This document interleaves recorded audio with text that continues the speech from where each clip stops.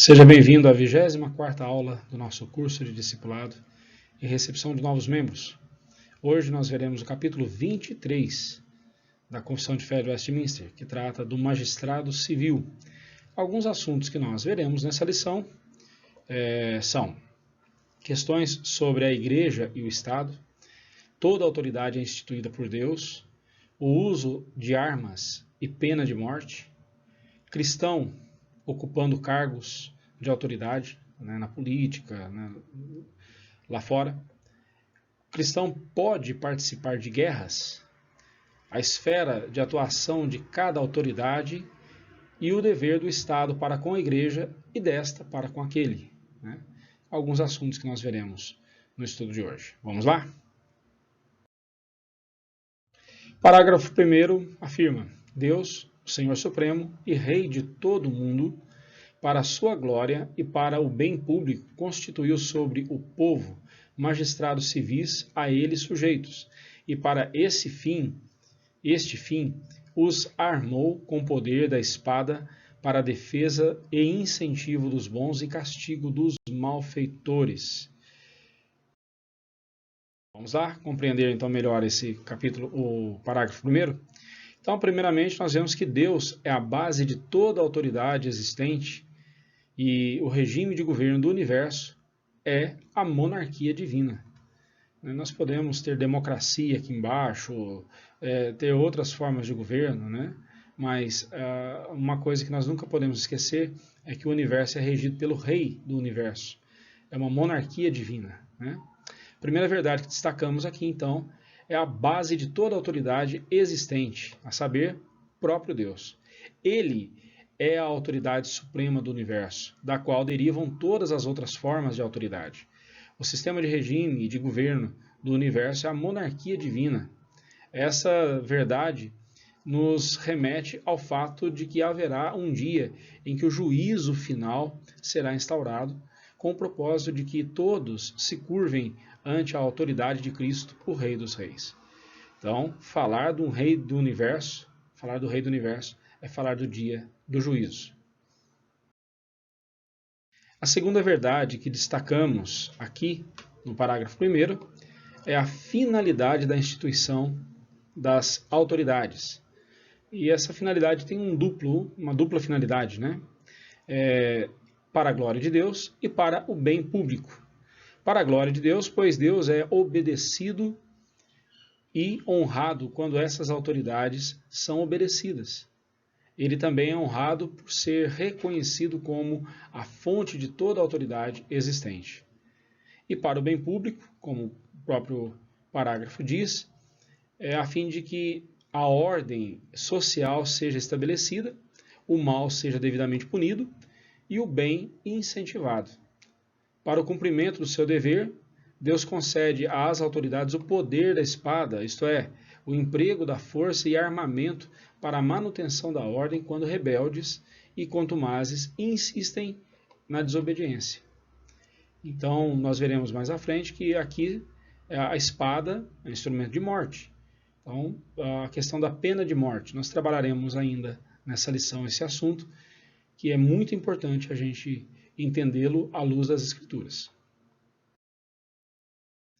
Aqui cabe uma discussão muito atual, a posse e o porte de armas e também a pena de morte. Esses dois assuntos que são bem pertinentes, vamos tratá-los aqui. Há uma discussão sendo travada em nosso país há bem mais de uma década sobre a posse e o porte de armas de fogo, e outros tipos de armas também, sob a alegação de que a violência aumentaria assustadoramente caso a posse e o porte de armas fossem legalizados.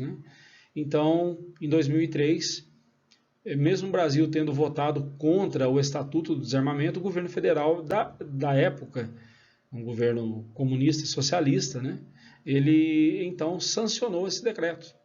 Não importando com a opinião pública, eles foram lá e determinaram que o Estatuto do Desarmamento fosse promulgado na nossa história, na nossa pátria. Mas a história está aí para nos mostrar que os primeiros passos para uma ditadura ser instalada num país, uma ditadura comunista ou totalitarista que seja, é desarmar o cidadão de bem e tirar dele o direito de se defender. O objetivo disso, é claro, é desarmar a população e desencorajá-la a se insurgir contra um Estado totalitário e comunista. A justificativa da redução da criminalidade é uma falácia. Pois se você pegar os índices aí, eles comprovam justamente o contrário, os homicídios, os latrocínios e outros crimes praticados com armas, né, ou sem armas, também aumentaram muito mais. E aumenta pelo simples fato de que a população está desarmada, não tem como se defender. Né? Mas deixando de lado essa discussão, que não é o mais importante para nós aqui, surge a discussão, surge uma questão aí, que é o que nos importa. Pode um crente possuir e portar uma arma de fogo?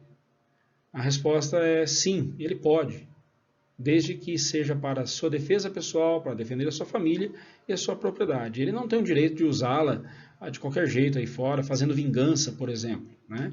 Ele não pode sair por aí fazendo justiça com as próprias mãos. Né? Para isso existem autoridades devidamente instituídas. Isso nos leva então à questão da pena de morte. A pena de morte encontra respaldo tanto no Antigo quanto no Novo Testamento. Você pode ver textos como Êxodo 21, 24, Levítico 24, verso 20, Deuteronômio 19, 21, Romanos 13, 1 a 4. O texto de Mateus 5, 38 a 42 parece contradizer tudo isso, mas não contradiz. Lá em Êxodo 21, o Senhor Deus estipulou leis que regulam questões de conflito. Entre essas leis estava: mas se houver dano grave, então darás vida por vida, olho por olho, dente por dente, mão por mão, pé por pé, queimadura por queimadura, ferimento por ferimento, golpe por golpe. E nessa mesma direção seguem os textos de Levítico 24, 20 e Deuteronômio 19, 21. Estas leis foram dadas não para que a justiça fosse executada na mesma medida, mas, além disso, também para que a vingança privada, a autojustiça, fosse desencorajada. Deus não está dizendo cada um vingue na mesma medida o mal recebido. Não, ele está dizendo que executem estas leis de acordo com este código que eu lhes dou. Não vinguem a si mesmos, mas deixe que a justiça seja aplicada publicamente por quem compete fazer. É isso que ele está dizendo. Né? Isto está em perfeita harmonia com o que a Bíblia diz em Levítico 24, versículo 14.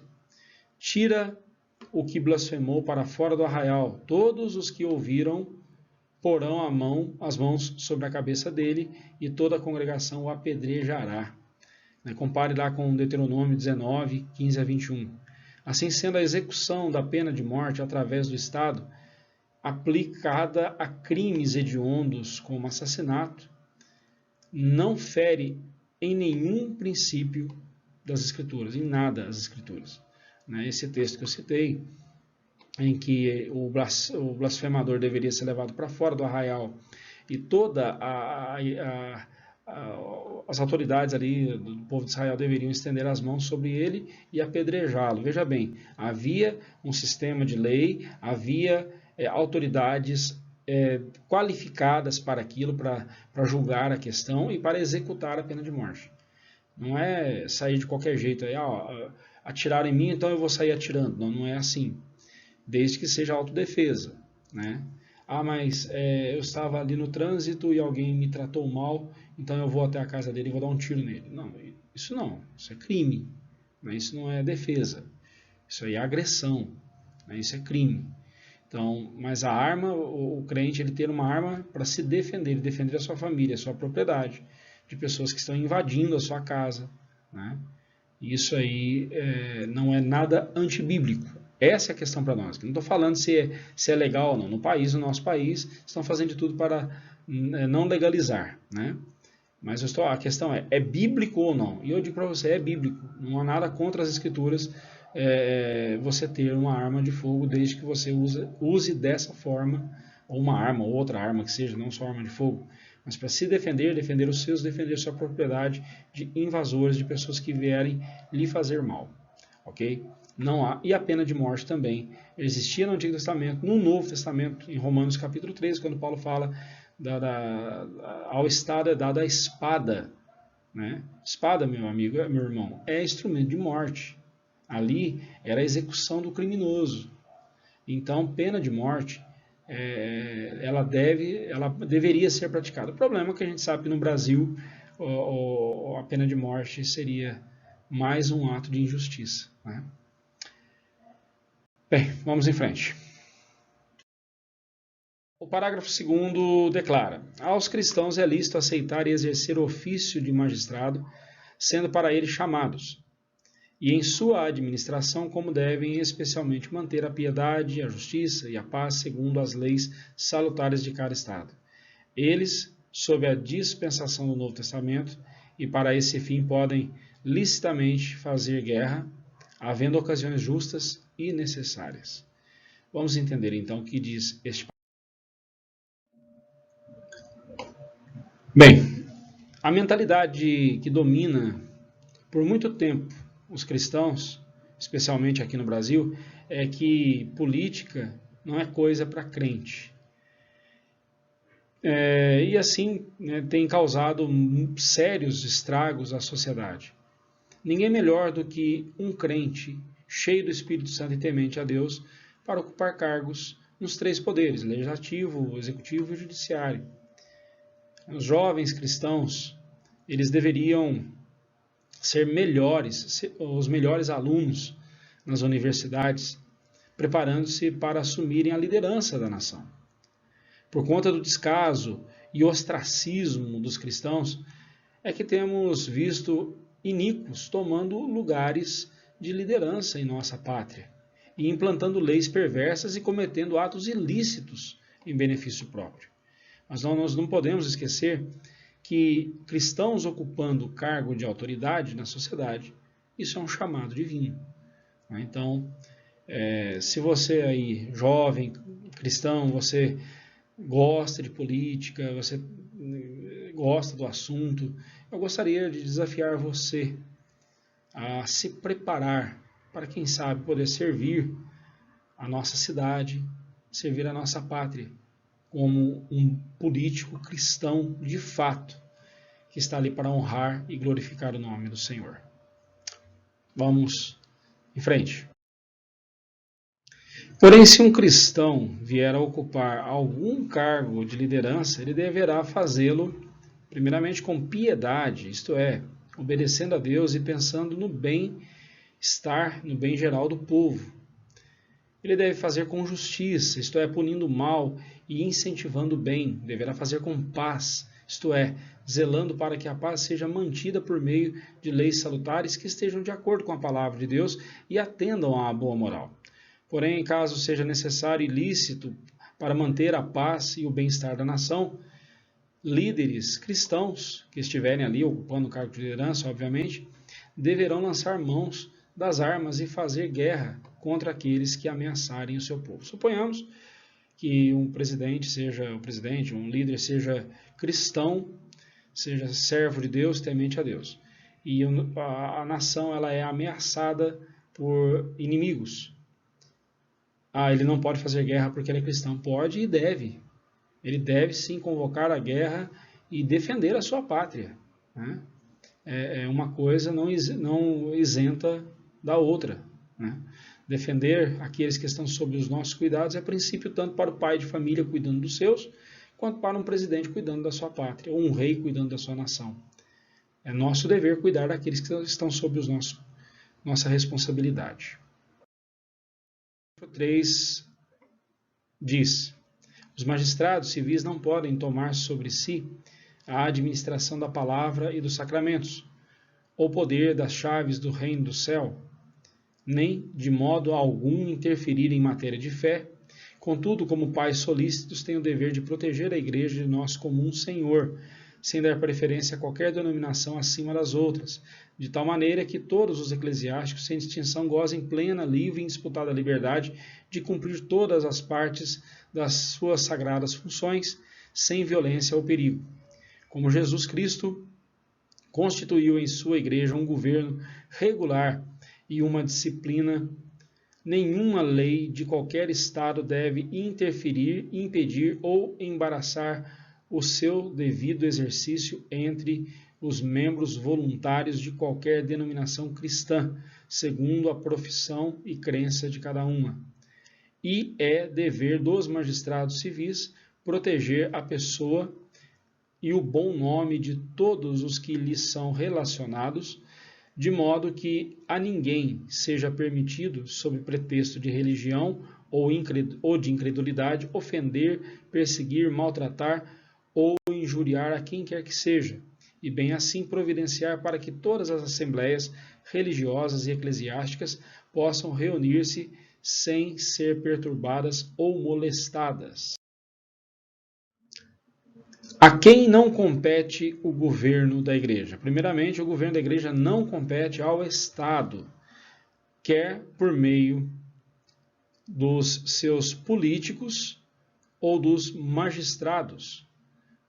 Não compete ao Estado governar a igreja, nem administrar a palavra e os sacramentos, nem cuidar do rol de membros da igreja, nem decidir questões doutrinárias de fé da igreja. O Estado não pode interferir em assuntos da igreja.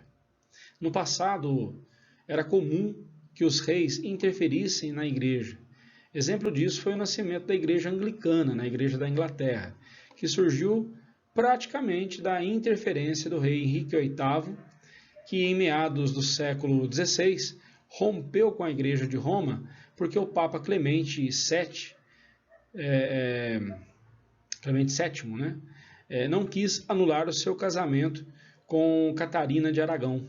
Então, a igreja anglicana tornou-se um híbrido, tentando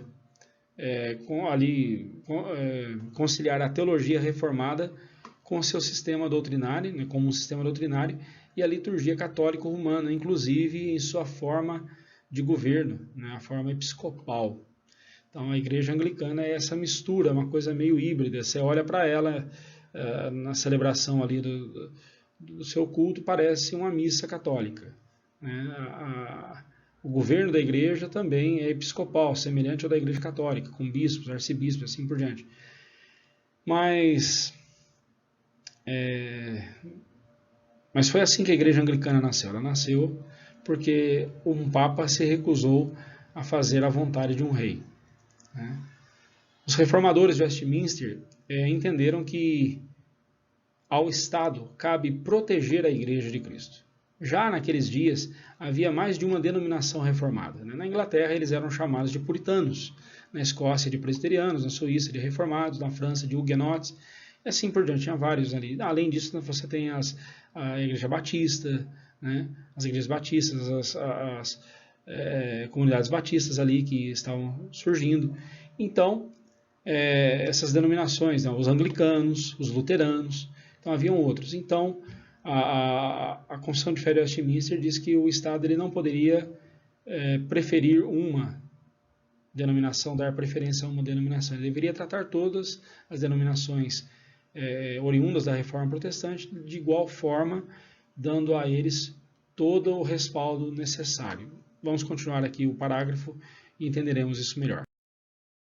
Então, foi pensando nessa pluralidade de denominações que os teólogos de Westminster afirmaram a legitimidade, a idoneidade e a igualdade de direitos entre as várias denominações e não a supremacia de uma sobre as demais, pois todas têm o mesmo Senhor Jesus Cristo como seu cabeça, Senhor comum, né? Como nós vemos aqui, nosso Senhor comum. Assim também delinearam os deveres e os limites do Estado para com a Igreja de Cristo, em suas mais variadas denominações. Então, vejamos. O Estado tem o dever de garantir o direito de culto, o direito de cada denominação de exercer suas atividades de culto, ainda que entre elas tivessem diferença, né? Mas o Estado deveria garantir a todas as igrejas o exercício de sua fé e culto. Então, a todas as igrejas oriundas da Reforma ali. O Estado não poderia interferir na vida delas, mas deveria promover todas as condições para que as igrejas seguissem louvando a Deus, realizando seus cultos a Deus. Continuando o parágrafo 3, nós vemos os deveres e limites do Estado para com a Igreja. Ele está limitado a não exercer disciplina sobre questões eclesiásticas e a não promulgar leis que atrapalhem a Igreja. O Estado não tem competência para disciplinar nenhum crente faltoso, pois isso é competência da Igreja. Suponhamos um crente caiu em adultério, o Estado não tem que ir lá e discipliná-lo por isso. Quem vai discipliná-lo é a Igreja. Não pode interferir na Igreja também promulgando leis que atrapalhem o funcionamento da mesma. Então o Estado não tem essa liberdade, ele tem esse limite. Vamos em frente, vamos lá. Nesta última parte do parágrafo 3º, nós vemos que é dever do Estado manter a ordem na sociedade, e para que quaisquer transgressões sejam punidas. Observe que ali se fala de transgressões, a ninguém seja permitido sob pretexto de religião ou de incredulidade. Se a pessoa crê ou não crê no que a Igreja diz, ela não tem o direito de ofender, nem perseguir, nem maltratar, nem injuriar quem quer que seja.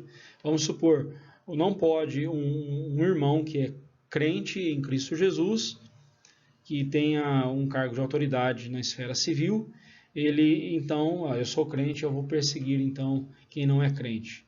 Não, ele não pode fazer uma coisa dessas. Aí eu vou usar a minha autoridade como na esfera pública para poder pregar o evangelho e vou sair fechando todos os terreiros de umbanda da cidade. Não, isso aí é um crime, nós não podemos fazer isso. Ainda que a umbanda seja errada, ainda que essas coisas desagradem a Deus, mas não é assim que nós devemos agir. Esse irmão, ele não pode, em hipótese alguma, sair ofendendo ninguém. Da mesma forma, cabe às autoridades proteger a Igreja dessas infâmias. Se alguém se levantar dizendo, eu não creio na Igreja, eu não creio na Bíblia, eu não creio em nada disso, então ele se levantar ofendendo, perseguindo, maltratando, injuriando a Igreja de Cristo, o Estado deve dar total amparo para a Igreja.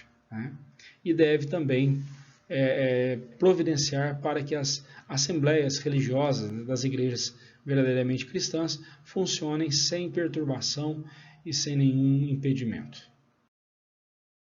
O quarto e último parágrafo da nossa lição diz assim: é dever do povo orar pelos magistrados, honrar as suas pessoas, pagar-lhes tributos e outros impostos, obedecer às suas ordens legais e sujeitar-se à sua autoridade, e tudo isto por dever de consciência.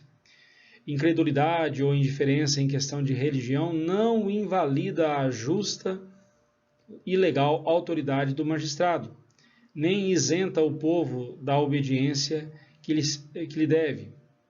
Obediência é essa da qual não estão excluídos os eclesiásticos. O Papa não tem nenhum poder ou jurisdição sobre os magistrados dentro dos domínios deles, ou sobre qualquer um do seu povo. E muito menos tem poder de privá-los de seus domínios ou vidas, por julgá-los hereges ou sob qualquer pretexto, sobre qualquer outro pretexto. Nós falaremos sobre os deveres da Igreja para com o Estado. E aí nós temos essa lista: interceder pelas autoridades, honrá-las, pagar impostos e tributos e obedecer às suas ordens legais. Vamos ver cada uma delas aí. Interceder pelas autoridades, mesmo quando aquelas pessoas que ocupam cargos de autoridade estiverem se portando inconvenientemente, nós devemos orar por eles. Quando Paulo disse que o que está registrado lá em 1 Timóteo 2, 1 e 2, antes de tudo, pois exorto que se use a prática de súplicas, orações, intercessões e ações de graças em favor de todos os homens, em favor dos reis e de todos os que se acham investidos de autoridade, para que vivamos vida tranquila e mansa com toda a piedade e respeito. Quando ele disse isso, ele tinha em mente como líder a ninguém menos do que o perverso César de Roma, o imperador de Roma, que mandava matar os cristãos. Os líderes que temos hoje, a despeito de todas as suas maldades e perversidades, nem se comparam com os Césares de Roma, em sua crueldade. Também é dever da Igreja honrá-las, honrar essas autoridades. Nesse texto de 1 Timóteo 2, No versículo 3, Paulo afirma: isto é bom e aceitável a Deus, nosso Salvador. Ao honrarmos nossas autoridades, estamos também, antes de tudo, honrando a Deus, que foi quem as instituiu. Se elas não fazem jus a essa honra que lhes conferimos, Deus mesmo ajustará contas com elas, com essas pessoas. Então, é lógico que existem meios legais para depor alguém do seu cargo, né, de autoridade, mas isso tudo tem que ser feito dentro da lei. Outro dever nosso é pagar impostos e tributos. O crente não é um alienado, ele tem responsabilidades tributárias como qualquer outro cidadão. Mas, diferentemente de qualquer outro cidadão, ele não pode sonegar impostos. Aliás, ninguém pode, né? Muito menos o cristão. O próprio Senhor Jesus Cristo nos ordenou isso lá em Mateus 22, 21. Também é dever da igreja observar e obedecer às suas ordens legais, né? As ordens das autoridades. As ordens legais. Nossa obediência às autoridades vai até quando elas estiverem obedecendo às leis estabelecidas pelo Estado. No caso de leis que nos colocam em situação difícil para com o nosso Deus, então nós não devemos obedecer, pois antes importa obedecer a Deus do que aos homens, conforme nós vemos lá em Atos 5, 29. Ainda os deveres da igreja para com o Estado, então, não são invalidados caso as autoridades sejam incrédulas e perversas, e também há limites para essa obediência. Então vamos lá. Não são invalidados caso as autoridades sejam incrédulas ou perversas. Como vimos lá em 1 Timóteo 2, 3, houve tempos em que a igreja de Cristo estava sob a autoridade de homens perversos, como os Césares de Roma, e nem por isso deixou de cumprir os seus deveres.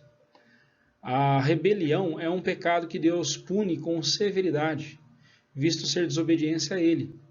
A rebelião leva à degradação física, moral e social. Logo, se um crente age com rebeldia, está trazendo péssimo testemunho para o mundo sobre a sua fé. Mas há limites para que essa obediência seja executada. A única exceção para a desobediência às autoridades é quando estas nos impedem de servir a Deus e quando o governo civil torna-se tão radical e incuravelmente corrupto que deixa de cumprir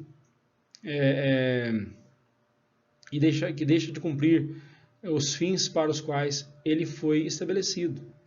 Alexander Hodge ele diz o seguinte: quando este ponto tiver inquestionavelmente alcançado, quando todos os meios de recuperação tiverem sido exaustivamente sem validade, quando ali parecer não haver mais nenhum prospecto de assegurar reforma no próprio governo e houver de alguma boa perspectiva de garantia através de revolução, então é privilégio e dever de um cristão mudar seu governo, pacificamente, se possível, forçosamente, se preciso. O que ele está dizendo é o seguinte: fizemos tudo o que foi preciso para respeitar uma autoridade, alguém que está num posto de autoridade. Fizemos de tudo, honramos, cumprimos, fizemos a nossa parte. E mesmo assim, a pessoa continua corrupta, continua agindo com maldade e malandragem. Então, nós vamos por todos os meios legais tentar tirar essa pessoa. E se for preciso, a gente vai para a força. Né? Vai até mesmo para uma guerra civil, se é esse o caso. Como ele disse aqui, pacificamente, se possível, forçosamente, se preciso. Que Deus nos livre de chegar a um ponto desses, né?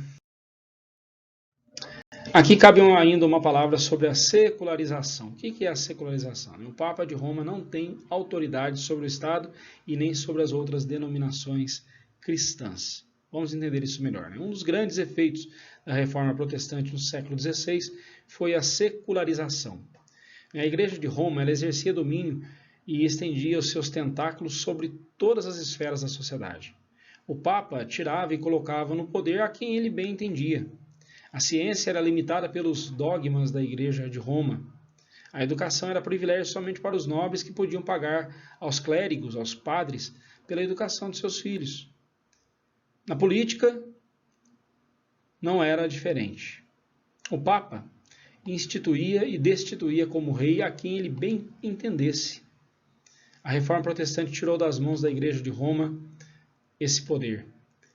Cada esfera da sociedade deve ter autonomia para executar o seu papel. Assim, a secularização pode ser definida como uma transferência do poder que estava nas mãos da Igreja de Roma a quem de direito. Por exemplo, a política, cuidada por políticos, a medicina por médicos, a educação por professores, as leis por magistrados e assim por diante. O Papa de Roma não tem autoridade sobre o Estado e nem sobre as outras denominações cristãs. Ainda que o Vaticano seja um Estado, né, e o Papa seja um chefe de Estado, ele não tem qualquer autoridade sobre a nossa Igreja e sobre a sociedade. As encíclicas papais não têm valor algum para nós. Nós não seguimos o Papa de Roma. E como já vimos em outras lições, o Papa de Roma, o Papado de Roma, é o anticristo. Eu não tenho dificuldade nenhuma de afirmar isso. É o anticristo, ele se coloca contra Cristo, ele quer se exaltar acima da Igreja de Cristo. Nós veremos mais detalhadamente isso quando estudarmos sobre a Igreja, o capítulo que trata sobre a Igreja de Cristo. Nós veremos isso mais à frente, ok? Chegando ao final de mais uma lição, então nós ressaltamos que toda autoridade procede de Deus, por isso nós devemos obedecê-las. Mas também, isso até que elas estejam cumprindo o seu papel de acordo com as leis estabelecidas. E o Estado é laico. Isso quer dizer que ele não somente não pode tolher nenhum cidadão no seu direito de expressar sua fé, bem como providenciar para que tal direito não seja tolhido por quem quer que seja. Então, esse é o nosso papel em relação às autoridades. E não se esqueça aí de decorar as perguntas do Catecismo Maior. Você já tem as respostas aí na apostila, eu só reforço aqui as perguntas. Na pergunta 114, quais são as razões anexas ao terceiro mandamento? 115, qual é o quarto mandamento? 116, o que se exige no quarto mandamento? 117, como há de ser santificado o sábado ou o dia do Senhor? 18, por que é o quarto mandamento de guardar o dia do Senhor, domingo, mais especialmente dirigido aos chefes de famílias e outros superiores? 119, quais são os pecados proibidos no quarto mandamento? 120, quais são as razões anexas ao quarto mandamento para lhe dar maior força? E 121, porque se acha a palavra lembra-te colocada no princípio do quarto mandamento? Você tem as respostas aí na sua apostila, mas qualquer dúvida, estamos aí à sua disposição. Bem, finalizando então, só lembramos que se você tiver alguma dúvida, é só entrar em contato conosco e eu estarei à sua disposição para responder e explicar alguma coisa que talvez você não tenha entendido. Que Deus o abençoe e até a nossa próxima lição, permitindo Deus.